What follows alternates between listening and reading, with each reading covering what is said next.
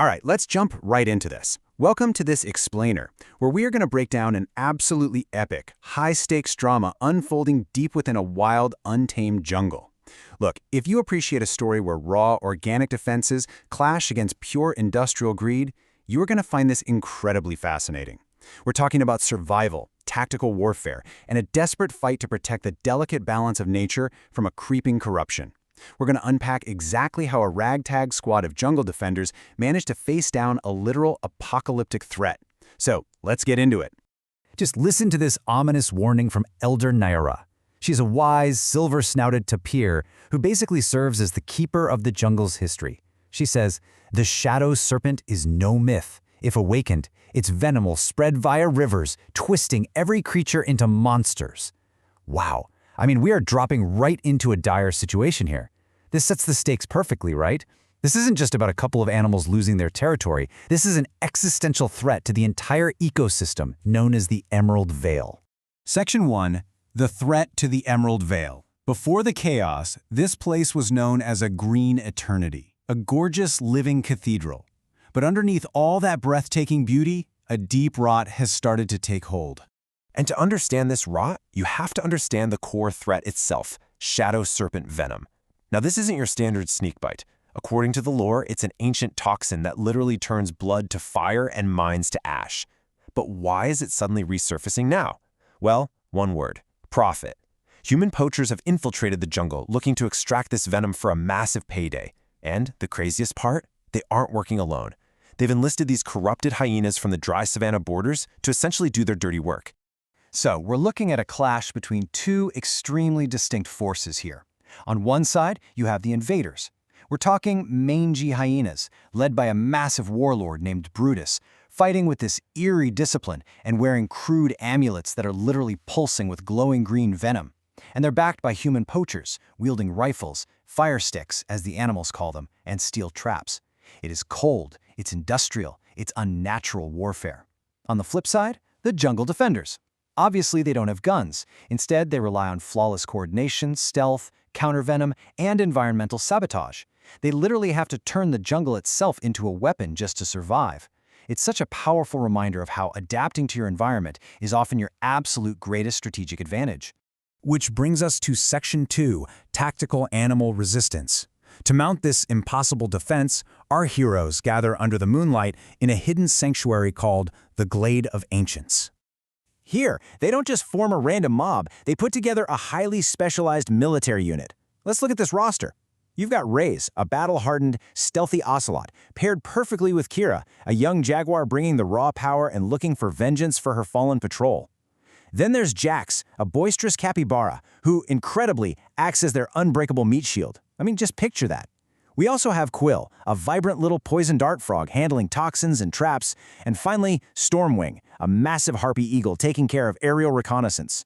This is a flawlessly balanced squad. Every single member brings a totally vital skill to the table. Now, their campaign against the poachers and hyenas is relentless, and it escalates across 3 distinct phases. It kicks off at the Whispering Cascades, moves into the treacherous Forgotten Ruins, and ultimately peaks in this massive, do-or-die battle at the Temple of Whispers. Tracking this geographical flow is key because you can see exactly how the intensity and the stakes multiply at every single step. Their first strike at the Whispering Cascades, man, it is a brutal wake-up call. They actually managed to successfully steal venom samples using some incredible tactics. Kira roaring to shake the leaves, Raze moving like a ghost to disarm the humans, and Stormwing dropping venom amulets into the water. It's brilliant. But it comes at a heavy cost.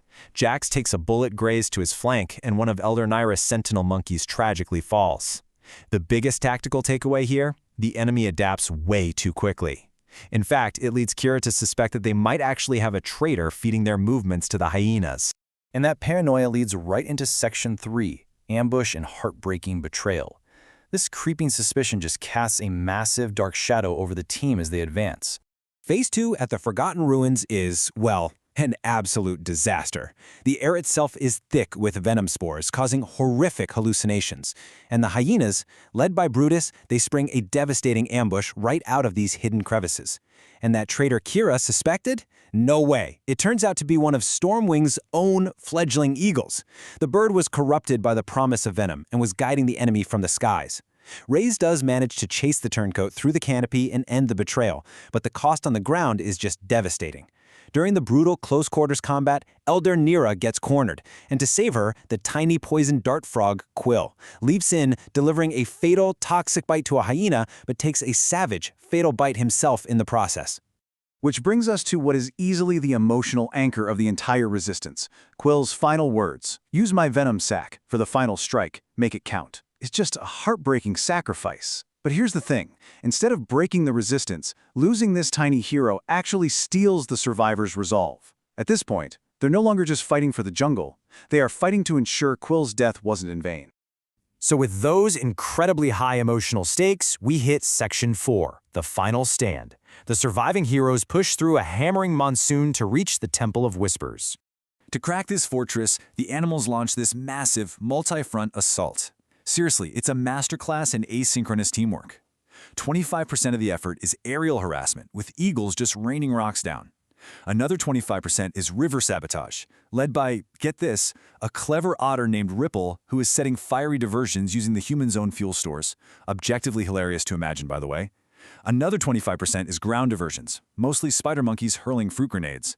And all of this glorious orchestrated chaos is designed for one specific reason: to allow the remaining 25%, our core team of Raze, Kira, and Jax, to finally infiltrate the inner temple. Once inside that venom-reeking chamber, it is total tactical chaos. Human scientists in hazmat suits are literally prepping to drill into the ancient seal. Jax, being the tank he is, barrels through the ranks, utterly destroying the drilling machinery. Meanwhile, Raze targets the humans, slashing their oxygen lines and disarming them.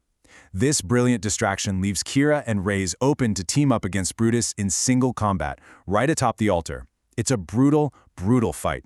Raze takes an acid-like bite to the shoulder, but together they manage to pin Brutus down, and Raze finally silences the warlord. But defeating the physical army just isn't enough. The warlord falls, sure, but the damage to the temple is already done. The ancient seal cracks open. Beneath the stone, massive coils shift. The ancient Shadow Serpent begins to awaken, instantly spreading a mist of madness that causes the animals outside to literally turn on each other. It is an absolutely terrifying turning point.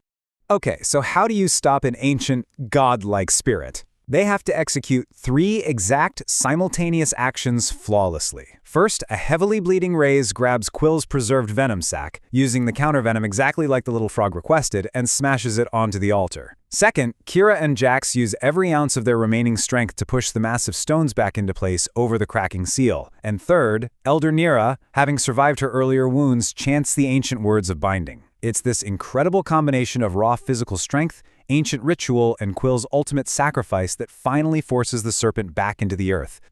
Section 5. Sealing the Shadow Serpent. The temple violently shakes, and then settles. The evil is sealed. The surviving hyenas break and flee to the savannah, and the human poachers are completely driven out. The narrative finally finds its peaceful resolution. Weeks later, the rivers run clear again, and the canopy is filled with birdsong. Raze's wounds are healing into new scars, and he no longer walks alone. Kira is right by his side. And Elder Nira teaches the young cubs the legend of Quill, the tiny hero. But as we know, balance requires constant vigilance. The animals of the Emerald Vale stand united today as guardians of the green eternity. But whispers still linger at the edges of the jungle. If new humans arrive, if new darkness breaches the canopy, and those shadows return, who will defend the green eternity next? It's a compelling question that honestly goes way beyond this fictional jungle. It's a profound reminder of the fragile balance in our own ecosystems and the coordinated action it takes to protect them. Thanks for diving into this explainer with me. Keep learning and keep questioning what might be lurking just past the tree line.